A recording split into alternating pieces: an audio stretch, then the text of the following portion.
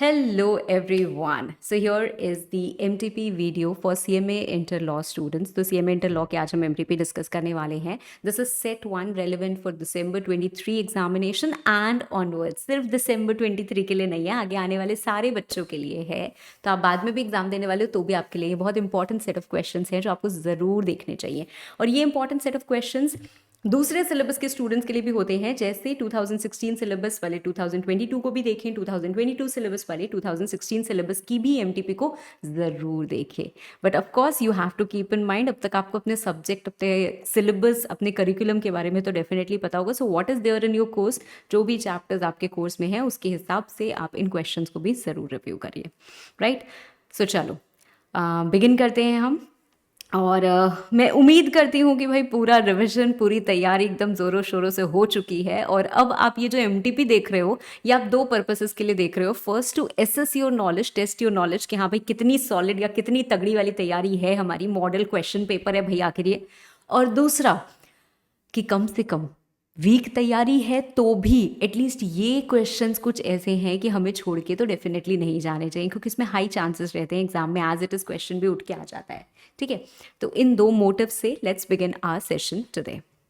Section A, first we are going to discuss the MCQs. पहला MCQ क्या है? Cash is withdrawn by a customer of a bank from the automatic teller machine. What is automatic teller machine भाई? ATM.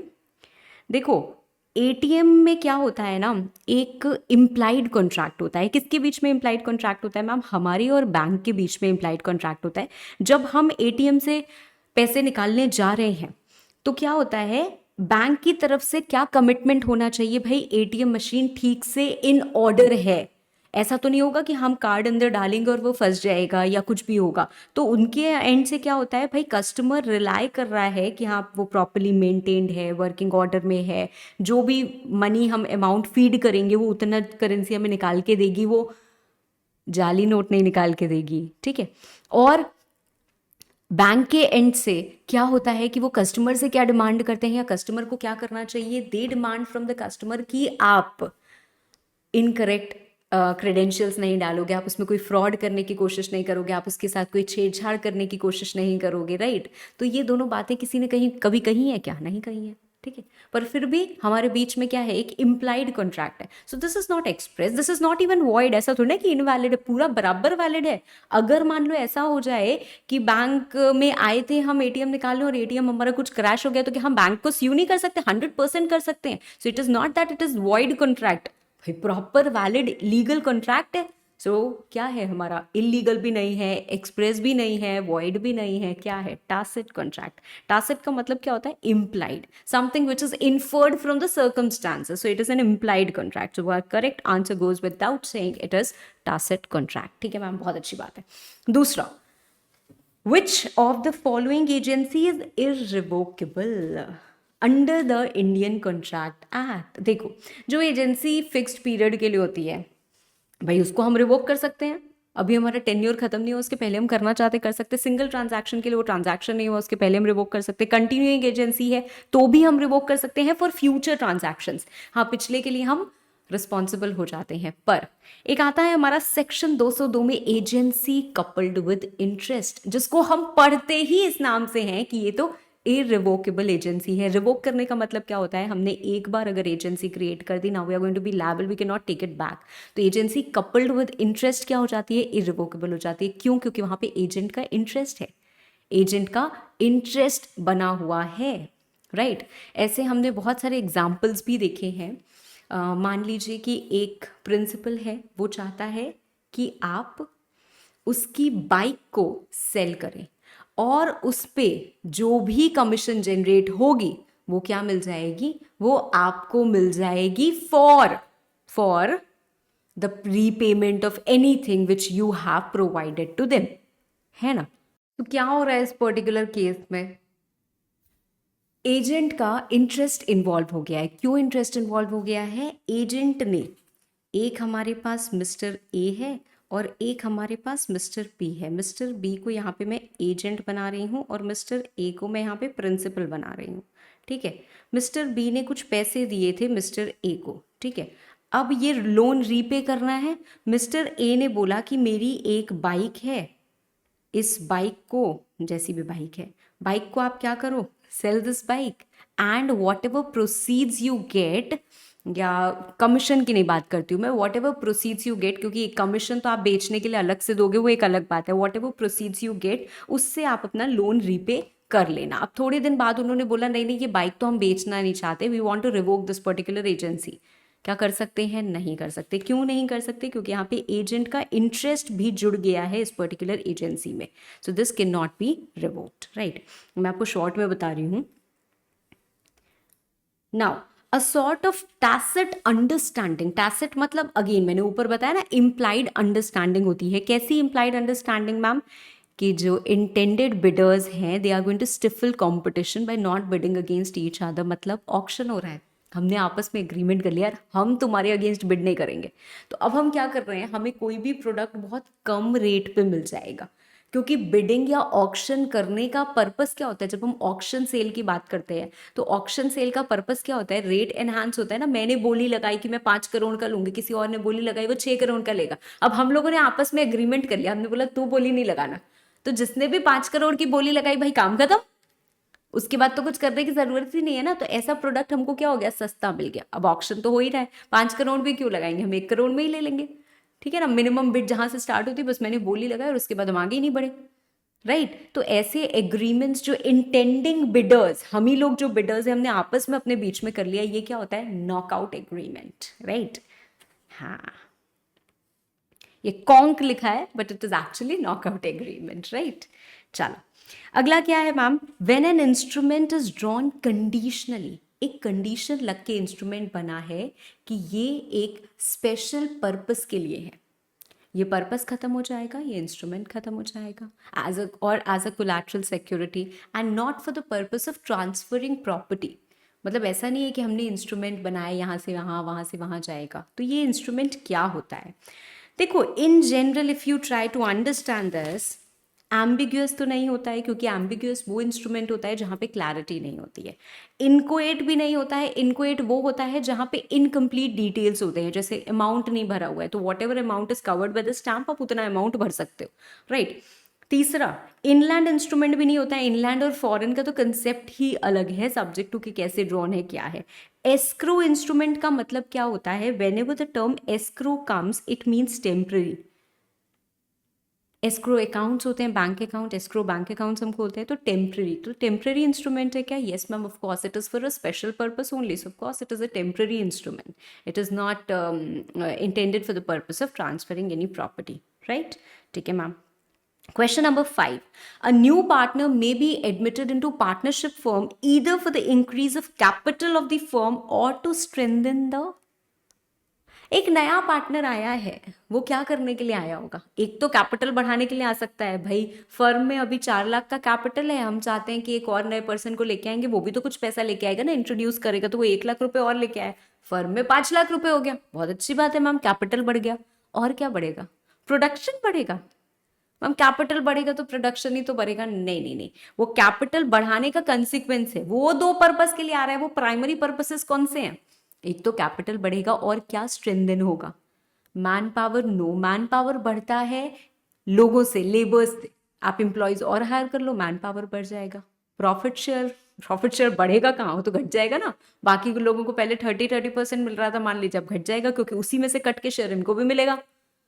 Management of the firm, why management? Because the partners are responsible for managing the firm, right?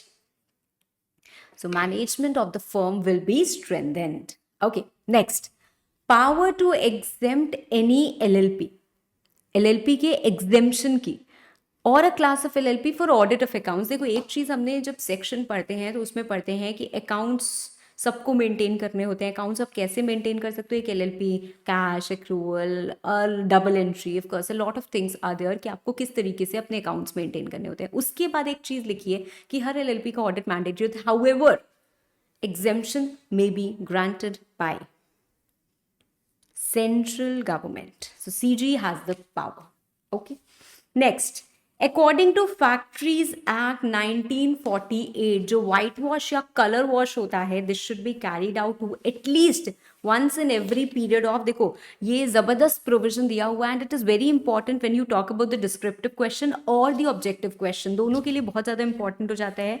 अगर हम cleaning of floor की बात कर रहे हैं तो कम से कम वो डिसइंफेक्टेंट डाल के एक हफ्ते में एक बार तो क्लीनिंग होनी ही होनी चाहिए, ठीक है। और अगर मैं बात करूँ रिपेयर है, रिवार्निश है ना, दो तरीके के हमने इसमें रिपेयर देखे हैं, ठीक है। रिपेयर है, रिवार्निश है, 5 साल में एक बार होना चाहिए। जो दरवाजे हैं, खिड़की है, इन सब का पेंट करना है वो सब 5 साल में एक बार होना चाहिए, है ना। और बाकी वैसे साफ सफाई हमारे पास डेली होनी चाहिए। और अगर हम वाइट वॉश की बात करें तो वाइट वॉश के लिए क्या लिखा हुआ है, वंस इन 14 months, ठीक है। तो बहुत कॉमन क्वेश्चन है, सबको पता होना चाहिए। Moving to the next question. Provisions of EPF and Miscellaneous Provisions Act 1952 are applicable to cinema और थिएटर एम्प्लॉइंग। हो सकता है आपने ये शायद पढ़ा ही ना हो, ठीक है। ऐसा नहीं है कि कुछ ब्लंडर हो गया, कुछ गलत हो गया, ना ना, ठीक है। ढूंढने जाओगे तो किताब में भी शायद नहीं मिलेगा, है ना, मतलब इन द मटेरियल। ये है क्या मैम, क्या ये क्वेश्चन गलत लिखा है? क्योंकि हमने तो पढ़ा है, जो वो ये पढ़ा है कि जितने भी स्टैब्लिशमेंट्स होते हैं जो अंडर इंडस्ट्रीज वेर इन 20 और मोर पर्सन्स आर एम्प्लॉयड, उन पे क्या लगता है EPF and miscellaneous provisions act. तो ये सिनेमा वाली चीज़ कहाँ से आई? तो ये सिनेमा का केस स्पेशल होता है। इन केस ऑफ सिनेमा और theatre what is the provision is that where 5 और more persons are employed. So this is the correct answer.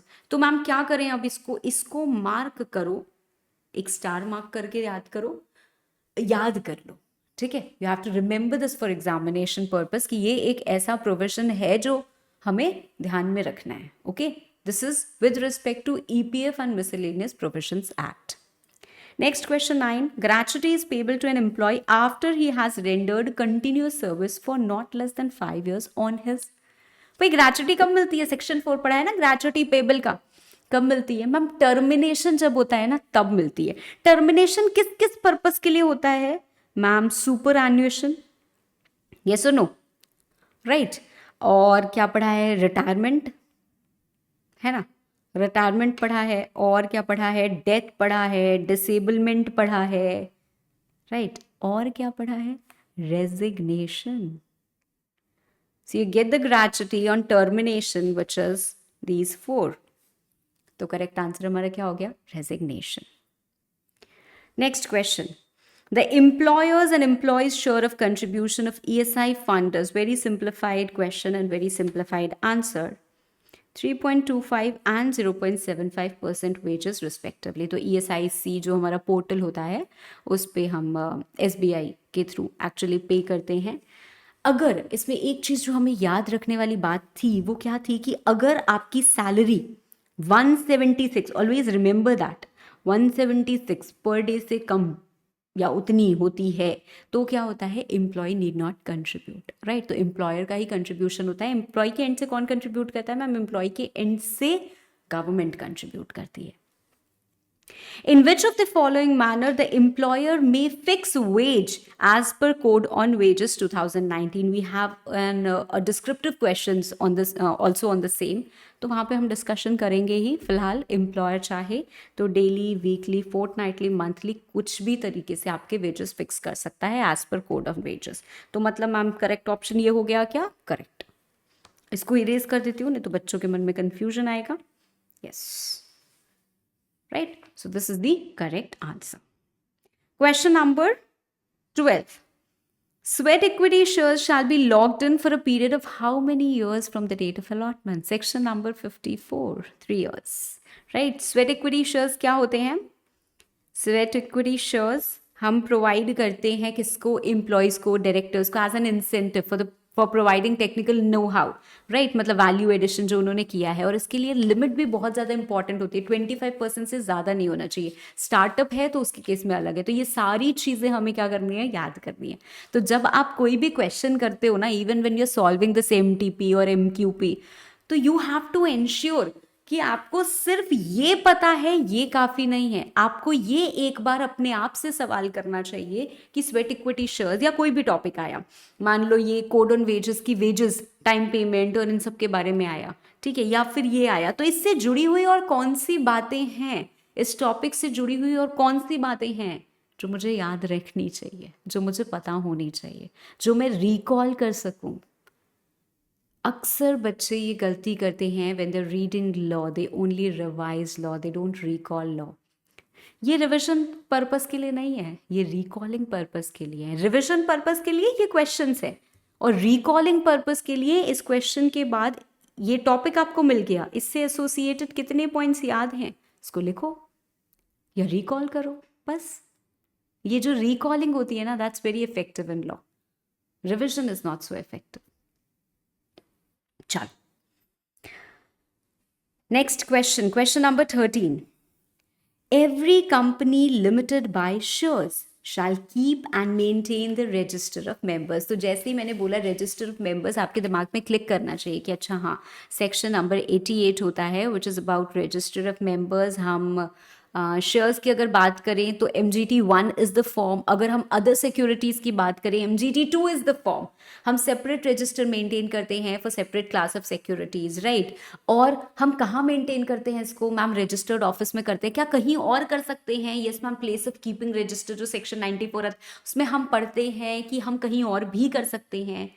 हम कहाँ कर सकते हैं ma'am? Where can we do it? At a place where more than 1/10 of members reside by passing SR। ठीक है, तो इतनी सारी चीजें तो कम से कम आपके दिमाग में क्लिक करनी चाहिए जैसे ही हमने ये क्वेश्चन पुट अप किया। So what is the correct answer? It is MGT1। Question number 14।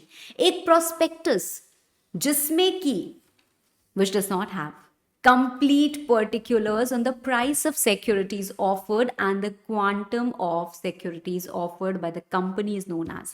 मतलब एक ऐसा prospectus जिसमें incomplete details है, पूरे details नहीं दिए हुए हैं। Private placement is section 52। इसमें तो क्या होता है भाई, हम स्पेसिफाइड लोगों को बस सिक्योरिटी ऑफर करते हैं। रेड हेरिंग प्रोस्पेक्टस यही तो है। डीम्ड प्रोस्पेक्टस मैम दो तरीके के होते हैं, सेक्शन 25 और सेक्शन 28। और शेल्फ प्रोस्पेक्टस 31।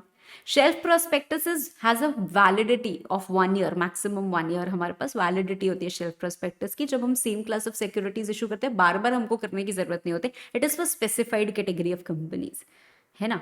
और रेड हेरिंग प्रोस्पेक्टस क्या हो गया? यही ma'am, very popular and definitely allowed almost in every IPO you'll see there is a red herring prospectus because ये book building में help करता है, so it helps to build your issue।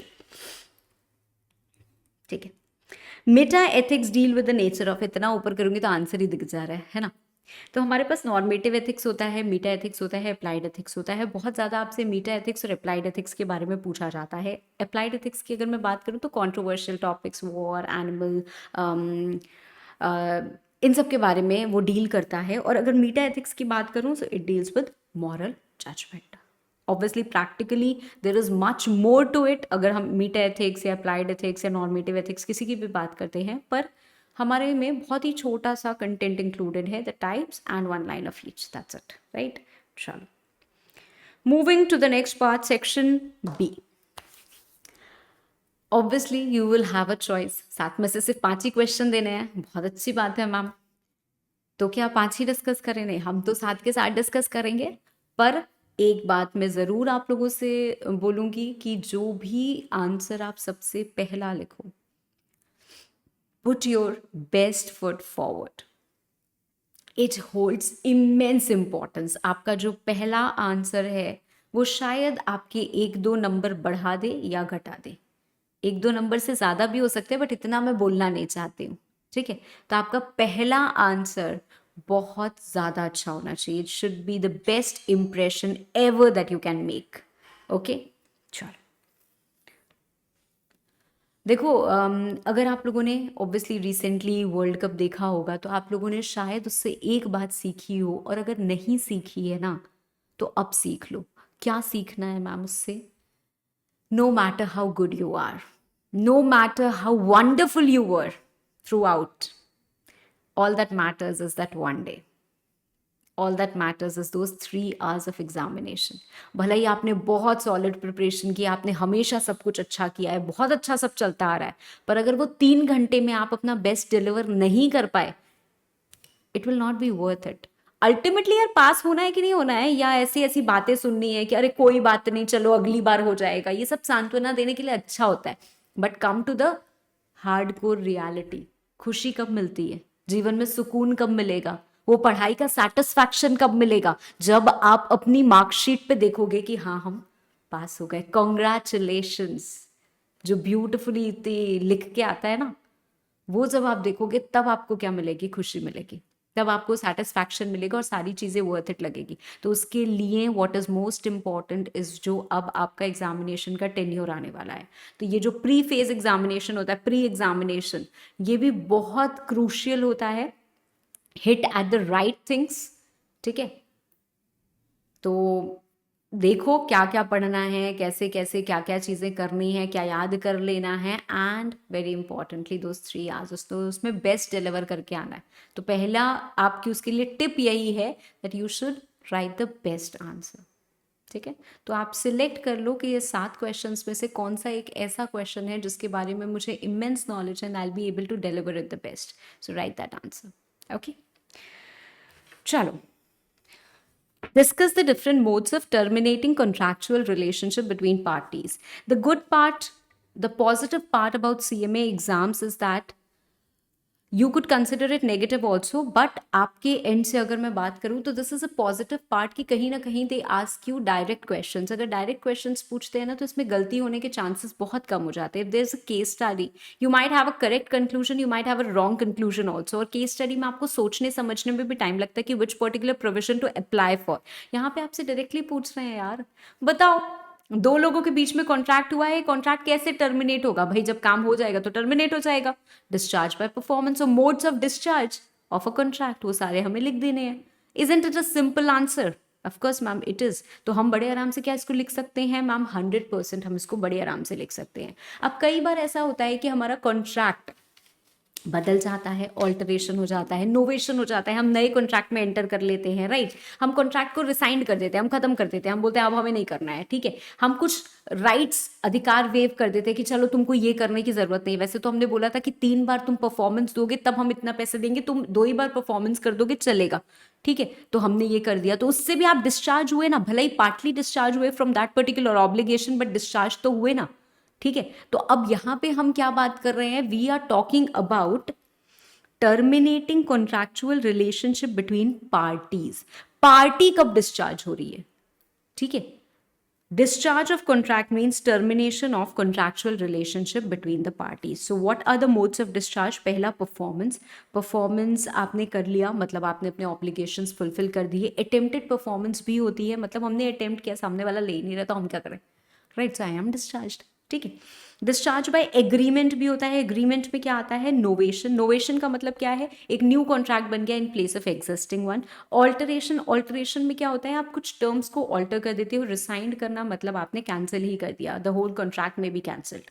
रेमिशन का मतलब क्या होता है? Remission is as good as waiver. ठीक है, मतलब हम लोग लेट गो कर दे रहे हैं कि चलो ठीक है ये मत करो. ठीक है, तो रेमिशन क्या होता है? We are accepting lesser performance, right. And waiver is obviously giving up certain rights कि चलो ठीक है. समय खत्म हो गया, कोई काम था जो इतने टाइम के अंदर अंदर ही करना था, लैप्स ऑफ टाइम हो गया, so you can not discharge of obligations. Death, insolvency, इस केस में भी क्या हो जाता है? हमारा कॉन्ट्रैक्ट टर्मिनेट हो जाता है. ठीक है. अनऑथराइज्ड मटीरियल ऑल्टरेशन मतलब क्या है? See it has to be without the consent of other party. मतलब मैंने कुछ कॉन्ट्रैक्ट में बहुत चेंज कर दिया, मेजर चेंज, और मैंने दूसरे से बिना पूछे कर दिया, तो अब क्या वो कॉन्ट्रैक्ट परफॉर्म करेंगे? नहीं, यहाँ पे डिस्चार्ज हो जाता है. ठीक है, उसके बाद एक केस और दिया हुआ है, मर्जर. मर्जर का मतलब क्या है? अगर हमारा किसी का भी मर्जर हुआ तो हमारा एक नया कॉन्ट्रैक्ट बन गया उस पर्टिकुलर पार्टी के साथ. It is as good as novation also. But अब क्या होगा? जो नए कॉन्ट्रैक्ट में ज़्यादा राइट्स हैं वो they will supersede over the other one. ठीक है, किसी ने ब्रीच कर दिया, डिस्चार्ज हो गए. इम्पॉसिबिलिटी ऑफ परफॉर्मेंस मतलब मैंने आपसे ऑर्डर प्लेस करने को बोला था कि आप मुझे 100 पैकेट सिगरेट के प्रोवाइड कीजिएगा। अब सिगरेट गवर्नमेंट ने बैन कर दी, उन्होंने बोला हम मैन्युफैक्चरिंग ही नहीं कर सकते सिगरेट की। तो ये क्या हो गया, ये एग्रीमेंट हमारे बीच जो हुआ था ये इम्पॉसिबल हो गया टू परफॉर्म, तो डिस्चार्ज हो गए। ठीक है, अब मैम यहाँ पे हमें क्या क्या लिखना चाहिए अगर आएगा तो, क्योंकि practical or ground reality is that whatever is given in the suggested answer you cannot write the entire thing, है ना। कोशिश तो करनी है मैम, पर वर्ड बाय वर्ड हम क्या पूरा लिख सकते हैं? The answer is no, you can not write. So आपको क्या लिखना है? Modes of discharge, discharge by performance, उसको एक्सप्लेन करिए। ठीक है, इसकी ज़रूरत नहीं है, एक्चुअल परफॉर्मेंस भी होती है, अटेम्प्टेड परफॉर्मेंस भी होती है। अगर आपको याद है आप लिखिए, अगर नहीं याद है तो कोई दिक्कत की बात नहीं है। ठीक है, डिस्चार्ज बाय एग्रीमेंट में ऑब्वियसली आपको ये लिखने पड़ेंगे और एक एक लाइन में एक्सप्लेन करने ही करने पड़ेंगे। ऑपरेशन ऑफ लॉ में death, insolvency, these are more important than the other ones, क्योंकि कहीं ना कहीं मर्जर वगैरह में नोवेशन की बात क्लिक होती है, तो वो हमने की हुई है। Breach and impossibility of performance, ये भी आप लिखोगे ही लिखोगे। ठीक है, अब अलग अलग इस तरीके से, जैसे ये 1 पॉइंट है, फिर उसमें 2 चीज़ें लिखी हुई हैं, दूसरा पॉइंट है, फिर उसमें 2 चीज़ें लिखी हुई है, इतना आपको फैंसी सजाने की ज़रूरत नहीं है। आप लाइन से मोड्स ऑफ डिस्चार्ज करके 1 2 3 4 5 6 7 8 9 10 लिख सकते हो, कोई दिक्कत नहीं है। ठीक है, right in points, don't write in long paragraphs, भर भर के पैराग्राफ्स में कभी भी मत लिखना। ऐसा नहीं है कि आप कुछ गलत लिख रहे हो मैम, क्यों हमें नंबर नहीं मिलेंगे, पर it is all about presentation, it is all about what is pleasing to the eyes, right. बहुत अच्छी कला भी होती है, बट उसको अगर आप अच्छे से पैकेजिंग नहीं करते हो तो वो हमको क्या होते हैं, अट्रैक्ट नहीं करती है। तो आपके अंदर हुनर है, आपके अंदर कला है, उसको अच्छे से प्रेजेंट भी करना है। ठीक है, personal liability of agent, what is this? अगला क्वेश्चन हमारा क्या है? Discuss the circumstances where the agent is personally liable for the contract. तो एजेंट का पर्सनली लायबल होता है, कुछ केसेस होते हैं ना जब एजेंट पर्सनली लायबल में जाता है। वैसे तो क्या है, अ प्रिंसिपल इज रिस्पॉन्सिबल फॉर, या आप लिखोगे भी इन जनरल, क्या होता है पहली लाइन क्या लिखोगे? In general principle is responsible for the authorised acts of his agent. So principal is responsible against the third party for the authorized acts of his agent. However, in the following cases, an agent is personally liable. कब? पहली चीज तो मैंने बता दी ना, when agent exceeds his authority, अपनी औकात से बाहर काम कर रहे हैं, हमने उनको ये अथॉरिटी दी ही नहीं थी, वो कुछ और ही काम कर रहे हैं। ठीक है, कर लीजिए। दूसरी चीज मैम, एजेंट ना यहाँ का है और जो प्रिंसिपल है वो बाहर का है, मतलब फॉरेनर है, गोरोई है कोई। अब देखो, जो फॉरेनर होता है उनके ऊपर वहां के लॉज लग रहे हैं, यहाँ के लॉज तो लग नहीं रहे हैं। यस, उनके ऊपर वहां के लॉज एप्लीकेबल हो रहे हैं।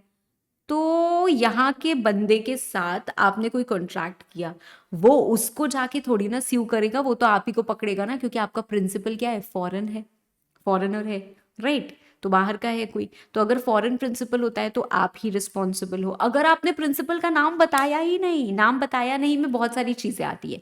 यू हैवंट डिस्क्लोज की you are acting on behalf of principal, मतलब आपने सामने वाले को बताया ही नहीं कि प्रिंसिपल कोई है भी। दूसरी बात, आप नाम डिस्क्लोज नहीं कर रहे हो कि आप किसके बिहाफ पे काम कर रहे हो। तीसरी बात, कोई प्रिंसिपल फेक प्रिंसिपल है, ठीक है, मतलब वो ढूंढने से मिल भी नहीं रहा है, वो एग्जिस्ट ही नहीं कर रहा है, ऐसा कोई प्रिंसिपल है। तो अगर इस तरीके का है कोई भी बंदा, तो भाई एजेंट खुद ही रिस्पॉन्सिबल होगा ना। So we have a lot of cases where agent becomes personally liable. अगर आपने चेक साइन कर दिया अपने खुद के नाम पे, मतलब आप आपने एडवांस दिया किसी बंदे को और चेक साइन कर दिया खुद के नाम पे, तो मतलब क्या हो गया, वो आप ही के साथ डील कर रहा है ना, तो ये आप कहाँ हो गया। So if you have signed the negotiable instrument in your own name, then you become personally liable. ठीक है, so there are certain cases. What are the cases ma'am? अब इसमें कैसे लिखेंगे? देखो, ये लिखने की आपको ज़रूरत ही नहीं है, ये लिखने की बिल्कुल ज़रूरत नहीं है। यहाँ से आप आंसर लिखेंगे बिल्कुल चलेगा, और इसके पहले जो एक लाइन मैंने आपको कही वो आप लिखेंगे। ठीक है, वो आप लिखेंगे। चलो, क्या है ma'am? An agent is not personally liable for the contracts unless there is contract to the contrary. तो एजेंट इन जनरल केसेस क्या होता है भाई, पर्सनली लायबल ऑब्वियसली नहीं होता है, पर कुछ केसेस में वो पर्सनली लायबल बन जाता है। कौन से केसेस में वो पर्सनली लायबल बन जाएगा? कॉन्ट्रैक्ट में साफ साफ लिखा है कि एजेंट विल बी लायबल, तो एजेंट लायबल होगा मैम, ठीक बात है। Agent act has a foreign principal, जैसे मैंने आपको बताया, अननेम्ड प्रिंसिपल है तो भी लायबल हो जाएगा। When the principal can not be sued, आप for some reason you can not sue the principal, so you will sue the agent. Where the agent exceeds his authority, औकात के बाहर, authority के बाहर आप काम कर रहे हो, आप एक अनडिस्क्लोज्ड प्रिंसिपल के बिहाफ पे काम कर रहे हो। जब यूजेज, ट्रेड यूजेज या कस्टम्स ऐसे है, मतलब सालों साल से ऐसा ही चलता हुआ आ रहा है कि जो भी बंदा मेरे पास आता है भाई हम तो उसी को लायबल ठहराते हैं। अब वो किस एजेंट के, वो किस प्रिंसिपल के बिहाफ पे आ रहा है ऐसा नहीं पता हमें। इस इंडस्ट्री में या इस पूरी पर्टिकुलर मार्केट में ऐसा ही होता है। नॉन एग्जिस्टिंग प्रिंसिपल है, प्रिंसिपल है ही नहीं, कोई एग्जिस्ट ही नहीं कर रहा है। जब आपने कोई पैसा रिसीव कर लिया है धोखेधड़ी से या गलती से तो आप रिस्पॉन्सिबल हो गए। आपने नेगोशिएबल इंस्ट्रूमेंट साइन कर दिया अपने खुद के नाम पे, आप रिस्पॉन्सिबल हो गए। प्रिटेंडेड एजेंट तो वैसे भी बड़ी खतरनाक सी चीज़ होती है, ठीक है। प्रिटेंडेड एजेंट क्या होता है, जब आप ऑथराइज नहीं हो to become an agent but you yourself project as to be the agent, ठीक है।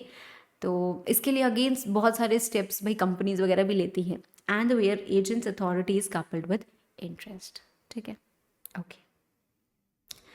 Question number 3A, demonstrate the circumstances जब LLP may be wound up by the tribunal। LLP कब बंद हो सकती है, जब LLP चाहे। वॉलंटरी वाइंडिंग अप अगर करवानी है तो भाई उस ग्राउंड में LLP खुद चाहती है कि हमको बंद कर दिया जाए तो आपको बंद कर दिया जाएगा। और क्या ग्राउंड्स हो सकते हैं मैम, और ग्राउंड्स हो सकते हैं जब आप अपने पैसे नहीं पे कर पाओ, मतलब अपनी लाइबिलिटीज को नहीं पे कर पाओ, when you are unable to meet your debts, तब आपको बंद किया जा सकता है, ठीक है मैम। और कब बंद किया जा सकता है एलएलपी को, आपने एक पढ़ा है section number 6। What is that section number 6? Section number 6 में हमें क्या पता चलता है about the minimum number of partners, कि हमारे कितने होने चाहिए, 2 होने चाहिए, कि एलएलपी में कम से कम 2 पार्टनर्स होने चाहिए, है ना। तो अब एलएलपी में कम से कम 2 पार्टनर्स हैं। At any time, replica section of companies act, if at any time the number of members is the number of partners is reduced below 2 and the LLP goes on to work for more than 6 months, तो क्या हो जाता है, the partners become, or the liability of partners become unlimited, right? वो personally liable हो जाते हैं for all the contracts that are entered after that time, है ना। साथ साथ एक ग्राउंड यहाँ पे एनसीएलटी को मिल जाता है फॉर वाइंडिंग अप। अगर उनको लग रहा है भाई आप सीरियस ही नहीं हो, एक पार्टनर है और आप एलएलपी चलाए जा रहे हो, 6 महीने साल भर हो गए, तो इस ग्राउंड पे भी एलएलपी को बंद किया जा सकता है। अगर आप सोवरेनिटी या इंटेग्रिटी के अगेंस्ट काम करोगे तो भी आपको बंद किया जा सकता है। और एक पॉइंट और होता है, वो क्या होता है, 5 साल तक, 5 कंजिक्यूटिव ईयर्स एनुअल रिटर्न और statement of account and solvency आपने फाइल नहीं की, ठीक है। Statement of account and solvency 6 महीने, annual return 60 days, so you have to do that. But अगर आपने नहीं किया है तो उस ग्राउंड पे भी आपको वाइंड अप किया जा सकता है। And last but definitely not the least, just and equitable, जो हर वाइंडिंग अप के सेक्शन में होता है। सिर्फ और सिर्फ यही एक सही रास्ता हमारे पास बचा है। तो this is just the ground that we have, right. तो मैम क्या क्या लिखना है हमें, लिमिटेड लायबिलिटी पार्टनरशिप डिसाइड्स, वो खुद डिसाइड करते हैं। If for more than 6 months number of partners is reduced below 2, acted against the sovereignty and integrity of India, default in filing statement of account and solvency and annual return for 5 consecutive financial years, just and equitable or unable to pay its debts। तो जितना portion मैंने highlight किया है वो portion क्या है, आपके keywords है, समझ लो आप, ठीक है। तो ये हमें लिखना ही लिखना है और इसी तरीके से you will write every point in different line. तो आप हर एक पॉइंट को अलग लाइन में लिखोगे, ठीक है। और ऊपर से कुछ भी अगर आपको सेक्शन नंबर याद है तो ठीक है, सेक्शन नंबर नहीं याद है तो सीधे स्टार्ट करो। लिमिटेड लायबिलिटी पार्टनरशिप में B wound up on the following grounds, wound up by the tribunal on following grounds, ठीक है। बस don't waste your time in framing this, you will not get marks for this unless you remember the section number। if you remember the section number according to section this, ये बस शुरू करो। इसके लिए आपको नंबर मिलेंगे बेटा, इसके लिए नंबर नहीं मिलेंगे। तो यहाँ पे आपको समय अपना बचाना है, बिकॉज लॉ में आपको बहुत सारा लिखना होता है। बहुत बार ऐसा होता है ना कि बच्चे यार एग्जाम में लिख ही नहीं पाते, they are unable to complete the whole paper, okay. चलो नाउ अगला क्वेश्चन क्या है भाई, हम क्वेश्चन से पहले आंसर पे आ जा रहे हैं। अगला क्वेश्चन कहाँ हो तुम, 2B हो गया ना, हाँ ये रहा 3B। What do you understand by caveat emptor and discuss the exceptions to this rule. भाई बहुत ही पॉपुलर चॉइस एग्जामिनर की, तो आपको एकदम रट जाना चाहिए ये पर्टिकुलर आंसर, कुछ भी घुमाया नहीं है, सीधे सीधे वही सवाल पूछ लिया गया है। क्या सवाल पूछ लिया गया है मैम, ये केवी टेम्पटर आखिर होता क्या है? केवी टेम्पटर क्या है? What you must write, let the buyer beware. मतलब ये हमारी जिम्मेदारी है भाई, अगर हम कोई सामान लेने जा रहे हैं, मैं गई और दुकान पे मैंने एक टी शर्ट ले ली, फुल टी शर्ट थी, और मैंने कहा यार ये तो ठंडी नहीं रोकती है। अरे आप डिसाइड करो कि आपको किस लिए चाहिए, आपको ठंडी रोकने के लिए चाहिए कि आपको क्या चीज के लिए चाहिए, आप उठा के टी शर्ट लेके आओ, आपकी जिम्मेदारी, उसमें सेलर कहाँ से रिस्पॉन्सिबल है? आप सेलर को बोलो ये तो ठंडी नहीं रोकते, अरे it is not the sellers duty कि वो बायर को सामान दे जो आपके पर्पस के लिए फिट है, बिल्कुल भी नहीं। पर अगर मैम हम जाते हैं, अगर, तो देखो ये आपको लिखना है, ये लाइन इंपॉर्टेंट है जो आपको जरूर लिखनी चाहिए, ठीक है। एंड ऑफकोर्स सेक्शन 16 की हम ये बात यहाँ से यहाँ तक तो लिखते ही लिखते हैं, with what ever language you can frame. अगर आप फ्रेम कर सकते हो तो बहुत अच्छी बात है, नहीं कर सकते हो तो कोई बात नहीं। अगर आपको केस लॉ याद है लिखिए, नहीं याद है कोई बात नहीं, ठीक है, इसको आप इलैबोरेट करके और लिखेंगे, ठीक है।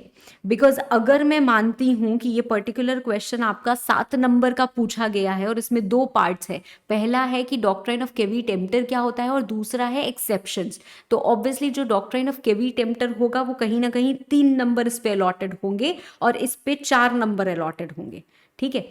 तो आपके यहाँ पे 4 पॉइंट्स दिख भी रहे हैं, आपको अच्छे से चारों पॉइंट्स को एक्सेप्शंस बताने हैं, ठीक है। अब मैम क्या ऐसा हो सकता है कि हम सेलर के पास गए और हमने क्लियरली उसको ये बात बताई that this is the purpose, हमें विंटर वेयर के लिए ऐसा कुछ चाहिए, और उसके बाद भी उसने हमें दे दिया, तो फिर सेलर क्या होगा, रिस्पॉन्सिबल होगा। पर अगर सेलर है, उसने देखा कि मान लो लायरा या कोई भी एक ब्रांड है और उस पर्टिकुलर ब्रांड का ये प्रोडक्ट आता है ये बोल के कि this is a winter hoodie, तो उसने आपको वो दे दिया एंड स्टिल क्या हो रहा है, वो पर्पस सॉर्ट आउट नहीं हो रहा है, तो अब क्या सेलर रिस्पॉन्सिबल है? The answer is no, right. Seller is not responsible, आप दोनों काम कर रहे हो बट मैं रिस्पॉन्सिबल नहीं हूँ। क्यों नहीं हूँ? Because it is under some trade name ना, right, it is under some trade name, it is under some brand, right, ठीक है। ओके मैम, नाउ अगर दूसरा क्या आता है, अगर बायर ने खुद एग्जामिन कर लिए हैं उस गुड्स को, राइट, तो फिर क्या होती है, फिर ये इम्प्लाइड वाली कंडीशन नहीं आती है। तीसरा आता है हमारी एक इम्प्लाइड वारंटी और कंडीशन एज टू क्वालिटी और फिटनेस, ठीक है। इम्प्लाइड वारंटी एज और कंडीशन एज टू क्वालिटी और fitness for a particular purpose may be annexed by the usages of trade. भाई इसी पर्पस के लिए तो हर कोई यहाँ से सामान लेके जाता है, और अब आप बोल रहे हो कि वही पर्पस काम नहीं कर रहा है। वही पर्पस मतलब जैसे हम बोलते हैं ना, जैसे यहाँ पे बहुत बढ़िया एक एग्जाम्पल लिखा हुआ है कि थर्मामीटर की अगर हम बात करें, कोई थर्मामीटर लेके गया तो थर्मामीटर से आप बोलो हमें क्या पता आपका क्या पर्पस है। अरे थर्मामीटर से कोई अपने बॉडी का ही टेम्परेचर मेजर कर रहा है, कोई और नहीं मेजर करने के लिए लेके जाता है। सो ये तो यूजेज ऑफ ट्रेड है। तो यहाँ पे तो क्या हो जाती है, यहाँ पे लेट द बायर बीवेयर वाला कंडीशन नहीं चलेगा कि सेलर विल बी रिस्पॉन्सिबल, नहीं नहीं, सेलर विल बी रिस्पॉन्सिबल। तो ये जो हमारे एक्सेप्शंस होते हैं, ये कौन से केसेस होते हैं? ये एक्सेप्शंस का मतलब under following cases seller will be responsible, ठीक है, under following cases seller will be responsible, ठीक है मैम। और लास्ट क्या है, एनी एक्सप्रेस वारंटी और condition does not negative a warranty और condition implied by this act unless inconsistent therewith. तो ऑब्वियसली इंप्लॉई वो गारंटी वारंटी है तो आप करोगे ही करोगे ना क्लेम। क्वेश्चन नंबर 4A, जैसा मैंने आपको बताया था ना that we have to discuss about the time limit on code on wages. तो क्या टाइम लिमिट है मैम? डेली बेसिस पे भी दे सकते हैं हम, वीकली भी दे सकते हैं, फोर्टनाइटली भी दे सकते हैं और मंथली भी दे सकते हैं। अगर हम डेली बेसिस पे देते हैं, मजदूर आया, लेबर आया, उसने पूरे दिन काम किया, वो अपना पैसा उसी दिन लेके जाएगा क्योंकि हमने उसको डेली बेसिस पे अपॉइंट किया है। तो मतलब वो आज के लिए आया है तो उसका जो भी डेली वेज बनता है वो हम उसको उसकी जैसे ही शिफ्ट एंड होगी ठीक है, eight the end of shift उसको दे देंगे। तो हमें क्या याद लिखना है यहाँ पे, daily basis at the end of shift, ये 2 चीज़ इंपॉर्टेंट है। वीकली बेसिस भी हम दे सकते हैं, कब देंगे, जो लास्ट वर्किंग डे होगा ऑफ वीक उस समय दे देंगे, last working day of the week. ठीक है, जैसे अगर हम संडे को हॉलीडे करते हैं तो सैटरडे को शाम को उसको पूरा हफ्ते तुमने काम कर लिया, लो हफ्ते का तुम्हारा ये मेहनताना हुआ। ठीक है, फिर फोर्टनाइटली बेसिस, तो फोर्टनाइट जब एंड होगी तब देंगे। अब फोर्टनाइट जिस दिन एंड होगी क्या उसी दिन दे देते हैं, नहीं मैम, 2 दिन का समय मिलता है। End of second day after the end of fortnight. और मंथली बेसिस पे हमारे पास 7 डेज का समय मिलता है। जैसे होता है ना कि मार्च की सैलरी 7 अप्रैल तक आप दे सकते हो, तो expiry of 7th day of the succeeding month. और अगर किसी को आपने हटाया है, डिसमिस किया है, उसने रिजाइन किया है, तो 2 दिन। With in 2 working days of removal, dismissal, retrenchment, जो भी हमारा केस है, यहां तक चीजें इंपॉर्टेंट है और रेलिवेंट है। ठीक है मैम, इसको नहीं लिखेंगे तो क्या चलेगा, चलेगा। ठीक है, अब इतनी चीजें बच्चों को यूजुअली क्योंकि याद रहती नहीं है, तो प्रैक्टिकल बात यही है कि आप शायद ना लिख पाओ। लिख पाओ तो बहुत अच्छी बात है, नहीं लिख पाओ तो हमारे लिए ये जो पार्ट है ना ये बहुत रेलिवेंट है। पर क्योंकि ये क्वेश्चन अगेन 7 नंबर का पूछा गया है, सिर्फ इतना कंटेंट जस्टिफाइड नहीं रहता है, फिर भी अगर आपको इतना याद है आप आराम से लिखिए इतना। ठीक है, discuss the procedure for determination of amount of gratuity.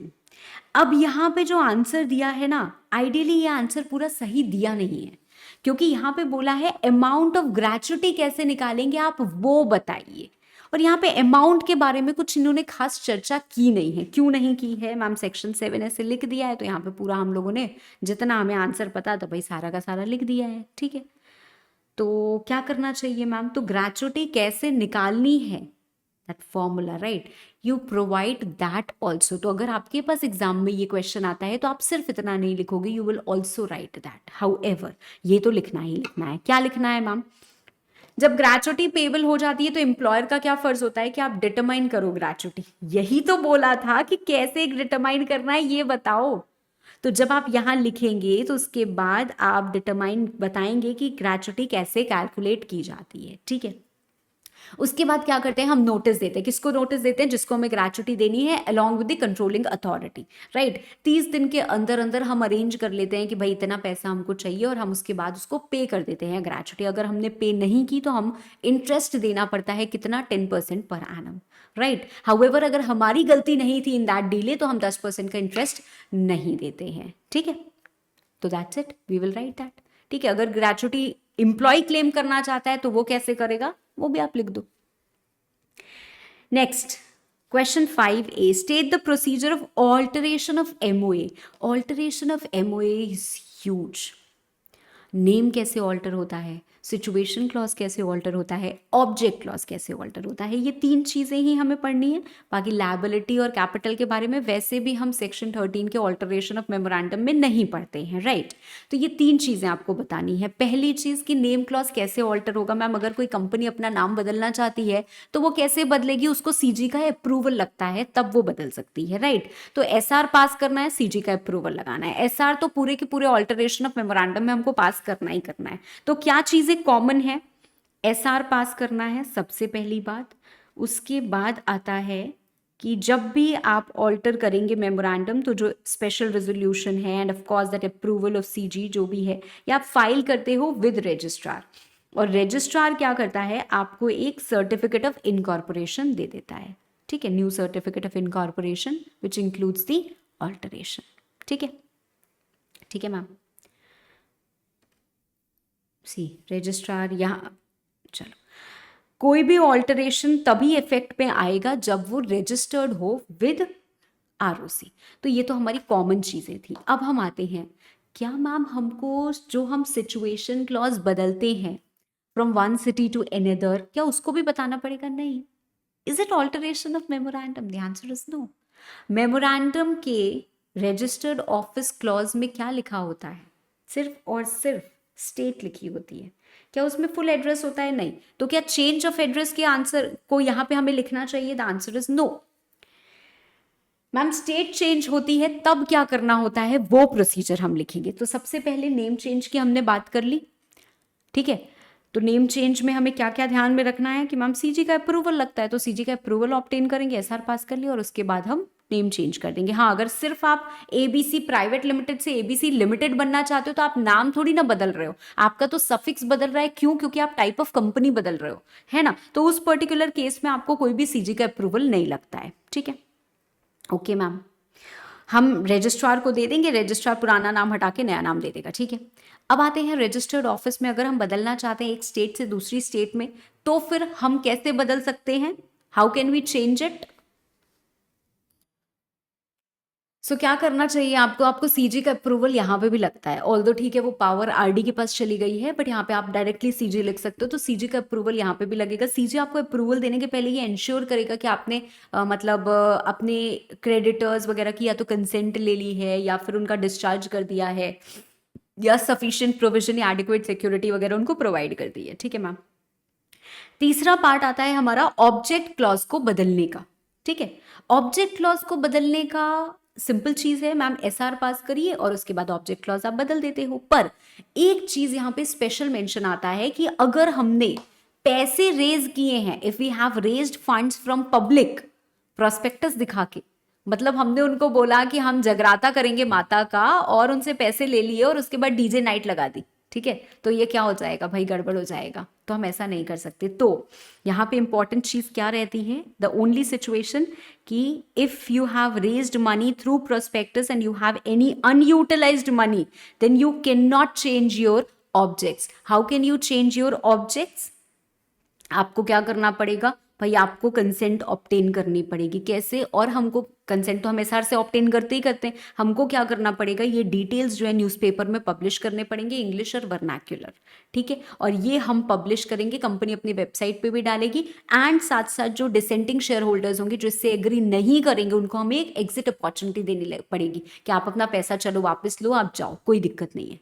ठीक है, चलो next question is disqualification of director. Now this is a question which is important for both final and inter students. Director कब disqualify होते हैं? Unsound mind, undischarged insolvent, adjudicated if you have applied for insolvency, मतलब अभी आप insolvency की आपने application डाली, आपकी एप्लीकेशन अभी पेंडिंग है तो भी ठीक है। अगर आप कन्विक्टेड हो by court, it doesn't matter moral turpitude था या नहीं था, आप गिल्टी पाए गए, कोर्ट ने ट्रायल चलाया और आप गिल्टी पाए गए, आपको सजा सुनाई गई एटलीस्ट 6 महीने की, और जब आपकी सजा खत्म हुई उसके बाद से अभी 5 साल बीते नहीं है।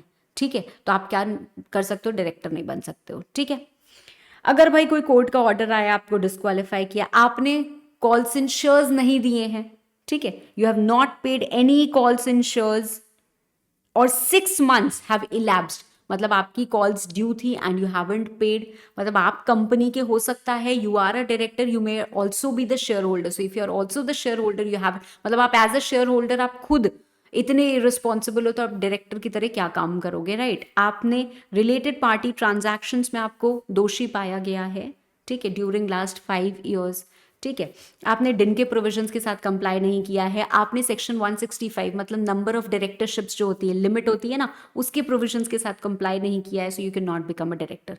और तो और आप डायरेक्टर तब भी नहीं बन सकते हो अगर आप एक ऐसी कंपनी के डायरेक्टर हो जो क्या कर रही है, पिछले 3 साल से फाइनेंशियल स्टेटमेंट्स या एनुअल रिटर्न्स नहीं फाइल कर रही है, या फिर डिपॉजिट्स, डिबेंचर्स, उसका डिविडेंड जो आपने डिक्लेयर कर दिया वो नहीं पे कर रही है, इंटरेस्ट नहीं दे रही है डिबेंचर्स पे, ये सब नहीं कर रही है।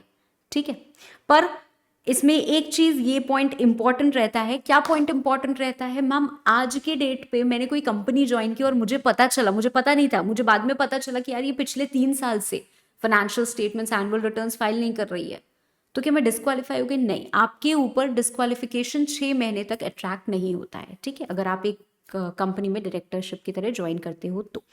Question number 6, 7 principles of public life, very simple and very straight. I hope you all remember these particular principles, क्योंकि एथिक्स का अगर हम पार्ट की बात करें तो ये हर किसी को पता होनी चाहिए। सेल्फलेसनेस जरूरी है, ठीक है, इंटेग्रिटी जरूरी है, ऑब्जेक्टिविटी जरूरी है, अकाउंटेबिलिटी जरूरी है, ऑनेस्टी जरूरी है, लीडरशिप जरूरी है, एंड ओपननेस जरूरी है। ठीक है, okay ma'am. Then comes your standards of ethical conduct. Standards of ethical conduct which is fixed by ICAI. ठीक है, बहुत ज़्यादा ज़रूरी, very very important. Not important from exam perspective, of course exam में भी ये बहुत ज़्यादा पूछा जाता है, बट वैसे भी यार फ्यूचर CMAs बनने वाले हैं तो ये तो पता होना चाहिए ना कि आगे जाके क्या नहीं करना है और क्या करना है. इंडिपेंडेंस मेंटेन करनी है हमेशा, पहली चीज. ठीक है, दूसरी चीज क्या है कि आपको हमेशा एसेस करनी चाहिए क्लाइंट के साथ अपनी रिलेशनशिप की. क्या ऐसा तो नहीं कि अगर मैं इस पर्टिकुलर क्लाइंट का काम लूंगा तो क्या होगा, my independence will be hampered. So I should always first assess the relationship, then express my opinion on whatever things I want to, right? जब भी हम कोई भी रिपोर्ट बनाते हैं तो हमें sufficient information obtain करनी चाहिए जिससे हम एक ओपिनियन फॉर्म कर सके और उसके बाद उस ओपिनियन को हमें बताना चाहिए. और कहीं पे भी कोई भी अगर मटीरियल डिपार्चर हमको दिखता है कि भाई ये पर्टिकुलर प्रिंसिपल देखो, अकाउंटिंग आप ये नहीं फॉलो कर रहे हो, अकाउंटिंग स्टैंडर्ड्स, ये कॉस्ट ऑडिटिंग स्टैंडर्ड है पर्टिकुलर चीज़, ये आप फॉलो नहीं कर रहे हो, तो आपको ये करना चाहिए. यहाँ पे आप ये मेंटेन नहीं कर रहे हो, आपको करना चाहिए. ठीक है, so what it is suggested we have to do that. ठीक है, तो मैं हाईलाइट कर देती हूँ for your convenience. Not to express opinion without first assessing relationship with the client. ठीक है, while preparing cost or financial reports, acquire sufficient information. Report all material misstatements or departures.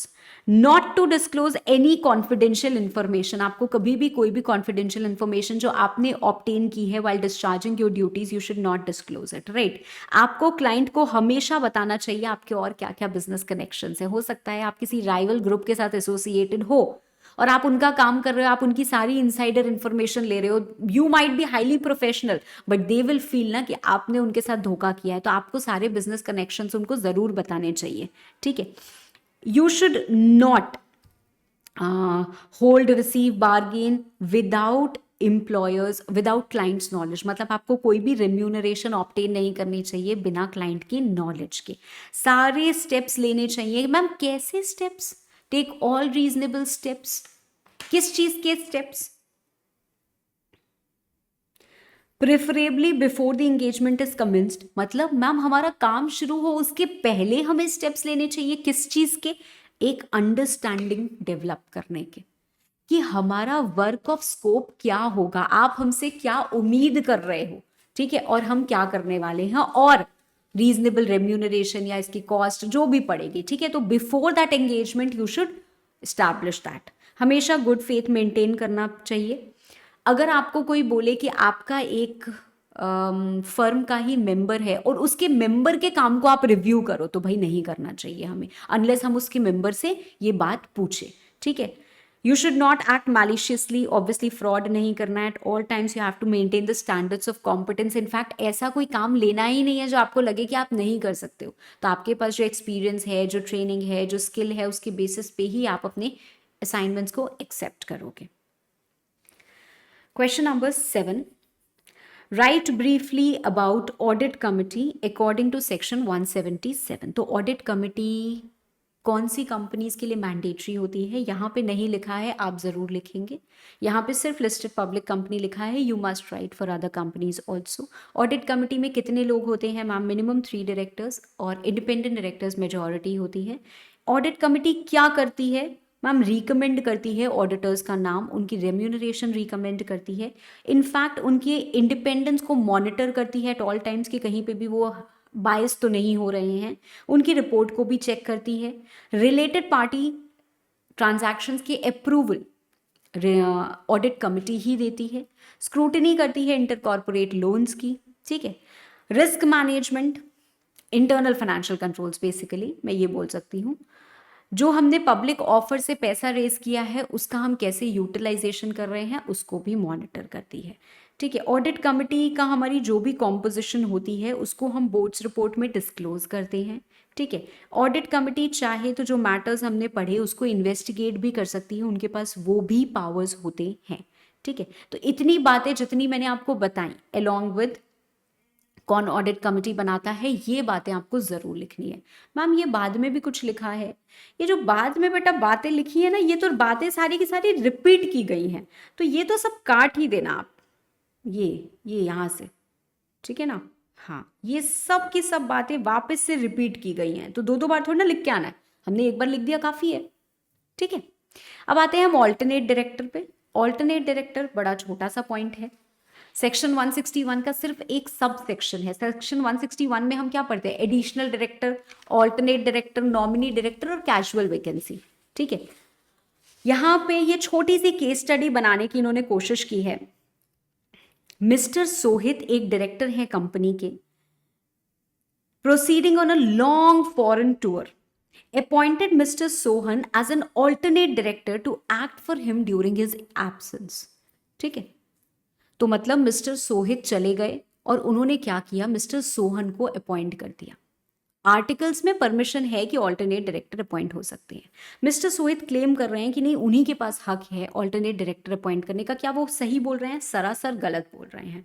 Alternate director कौन appoint करता है ma'am? Board of directors appoint करते हैं। So board of directors, अगर articles में authorisation है या फिर जनरल मीटिंग में कोई रेजोल्यूशन पास करके आपने ऑथराइज कर दिया, तो बोर्ड ऑफ डायरेक्टर्स के पास पावर होती है कि वो ऑल्टरनेट डायरेक्टर अपॉइंट कर सकते हैं। कब भाई? जब कोई डायरेक्टर क्या करता है, कम से कम 3 महीने के लिए बाहर जाता है तो, ठीक है।